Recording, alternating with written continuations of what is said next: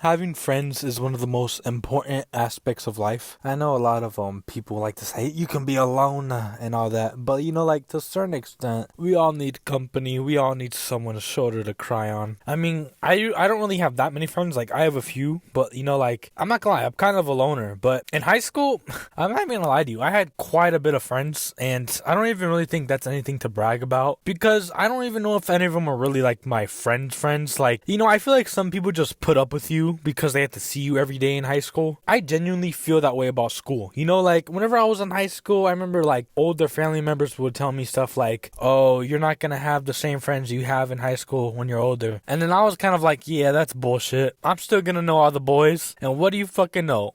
I don't talk to 95% of the people that I did in high school. Not even. Out of like the 50 people throughout my high school life that I like genuinely like became friends with, I think I've only talked to like 3 or 4 of them since I've graduated. And it's been a year and a half since I graduated. Not even. It's been 2 years. So life, it's just kind of like that. Friends come and go. But today's video, I'm going to be talking about times my friends have done me super dirty. And wow, bro, I could tell you guys some pretty fucked up shit, but I'm going to tell you guys just 2 stories that aren't too serious, but they're a good laugh. Like, bro, I could say some pretty fucking vile shit that's happened to me, but I'm not gonna do myself like that. Like, I genuinely do not want to like embarrass myself. So this first story, I'm gonna have a friend, and we're just gonna call him Jacob. I don't really know anyone in real life called Jacob, so I think that's a pretty good name. So Jacob, me and him, we were pretty good friends. Well, I thought we were pretty good friends. Bruh. I mean, we had like an average friendship, I guess. And how like some of your friends, you have like mutual friends. We had mutual friends, like quite a few. And so me and Jacob used to play like Fortnite together. We would just play after school every once in a while. And I remember one time I asked Jacob, hey bro, you want to play online? Hop on the Fortnite? And he was like, nah man, I'm in Naples right now. I can't. My bad about that. And I was like, oh damn, that sucks. And I just kind of sat there in silence playing Fortnite by myself, Like I said earlier, we had a few mutual friends. Like we had a couple friends in common. And so one of my other friends called Arnold invited me to a party. And Arnold and me were both friends with Jacob. And when Arnold invited me to the party, guess who was in the party? Jacob. And I was just like, oh, so that's how it is, bro. And it's a funny thing, how like when you join a party, you ever see those memes where like the party goes quiet if someone doesn't like you in there? When I joined the party, Jacob was in the middle of talking, and I guess when he seen the notification, he kind of just stopped talking. Like he was kind of talking like this, like, oh, give me the medkit. And then when I joined, that's when he like stopped talking. He was in the middle of a sentence. It was just awkward as fuck because when I joined, he just stopped talking, and I don't know if he was like embarrassed or he just found it that it was awkward that he kind of got exposed. But it's all love, bro. I really don't take it that personal. I'm kind of like the butt of a fucking friendship anyways. Like, you guys know how there's like people that have big groups of friends? I'm usually like the Hawkeye of the group. I'm gonna be honest.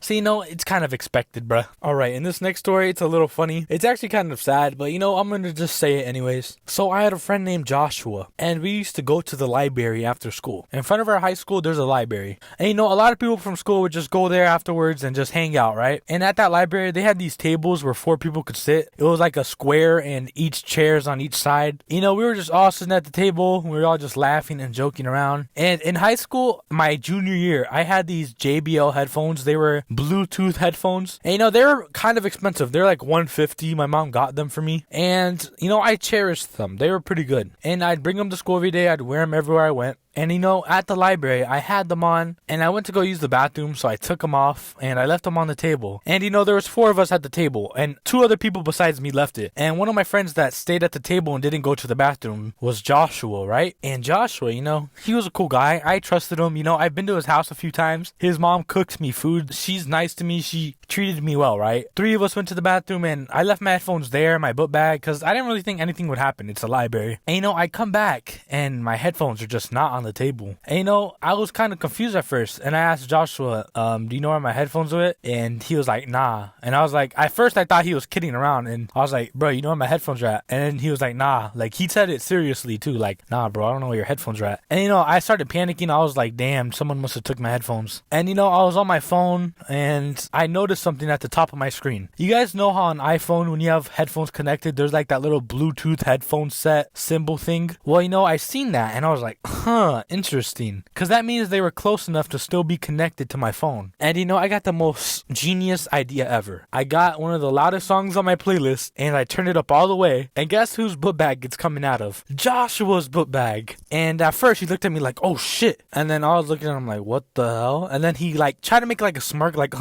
you caught me. And then he gave my headphones back, and he was like, I was just kidding with you, bro. And I know from your guys' perspective, you're like, oh, maybe he was just kidding. Like, no, bro, I was dead ass sitting there for 10 minutes in silence of how sad I was because I didn't know where my headphones were. And you're telling me this guy had him in his book bag the whole time? Nah, bro, that motherfucker was trying to steal from me, bro. And I didn't really get mad at him or confront him because at the time, I remember I was like, maybe he was joking. But when I got home and I thought about it, I was like, nah, bro, this guy was definitely trying to steal from me. How much of a dumbass could you be? And my headphones, my JBL headphones, they had this little light on them when they were on. So I don't know why he didn't think of turning them off. They literally played out his book bag so loud and everyone at the table looked at him like, bro, fucking exposed. That just kind of goes to show you that, not everyone has your best interest at hand. It's not bad if all friends fade. It's just a part of life. But, you can kind of tell when you have a friend and they don't have your best interest at hand. Do you guys ever feel like you had that one friend that was always kind of around, but you feel like deep down they didn't like you or, they just didn't want what's best for you? I never really been like that, but I've had friends that I feel like didn't like me deep down. I don't know if they just put up with me just because, they were lonely, but that man got exposed.